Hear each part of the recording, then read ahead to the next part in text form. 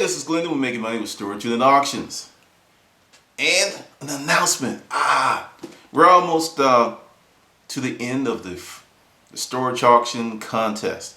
There's a lot of good videos up there. You can still enter if you want to. And we will announce the days of 12. So the winner will be announced next week.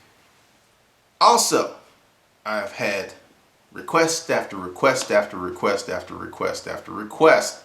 Sign books, sign books. So here are the books. I actually got a shipment in, and starting from today until 12 a.m. Monday, I will make this signed book deal, and I will offer 1 hour of personal consultation. After you buy the books, read the books, then we'll take an hour to chat about anything you want to talk about inside these books or anything you're unclear of. The link is below. Like I said, jump on it if you want to. I have some books, and that's the beginning and end of that. Alright, the title of this video, profiling units. A lot of people have talked about this.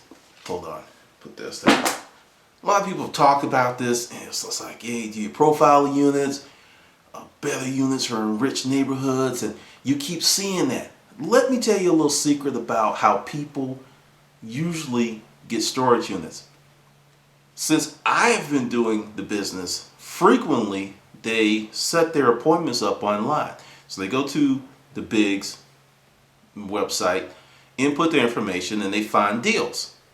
So because that storage facility is in that rich neighborhood, that doesn't mean that the contents of those storage units came from that neighborhood. They could have come from anywhere. Atlanta's a very, very transient city. People are coming and leaving, coming and leaving. There's all kinds of stuff going on. So I will say for Atlanta, you could get a great unit in any part of town. There's certain parts of town that I avoided because I didn't like the storage facility or the traffic. Traffic's huge here. It's huge. It could kill your day. Or I had better experiences at other places that I liked. Now I would go anywhere. I've been to Fayetteville, Peachtree City, Cumming, Douglasville, Villa Rica, all the way out to Conyers. Huge, huge area to buy units. Most people tend to stay within their zip code, but I travel. Now back to the profiling the units. This is why I did not profile units. When every now and then you'll see a name, you Google it, and you find information. Let's understand how the whole process works. You get the list. You go through your ads, you see the names, you start looking up and writing notes, right? The next week after you do that, the list that you created is invalid because half of those people are no longer up for auction. So it's a time thing. I was a volume buyer. I did not have time to do all those profiles. And also, another reason I didn't do it, common names. You're like, oh yeah, is it this Timothy Smith or is it? Didn't do that. Another thing I did was look for numbers. Because, see, if you've been watching this channel and you know that my business model wasn't predicated on the big hit. It was really predicated on finding normal, everyday, common items and doing well with those because that's what you're going to get most of the time. I would go for the numbers. I would try to hit up the auctions with the heavy numbers unless I had another plan.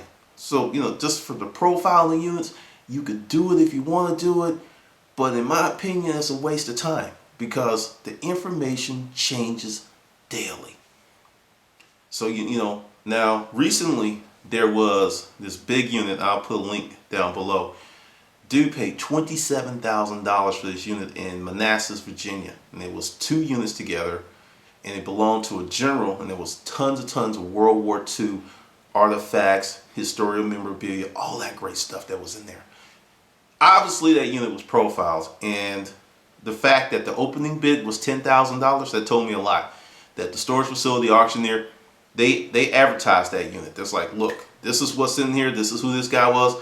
And a lot of those guys didn't have to profile because it was put before them. And that's happened. I've been to places, oh, this guy was an NBA baller, this guy worked for the Braves. I mean, they will tell you. So that's the thing, do it if you want to, but understand there's going to be a huge cost of your time that's going to be fruitless.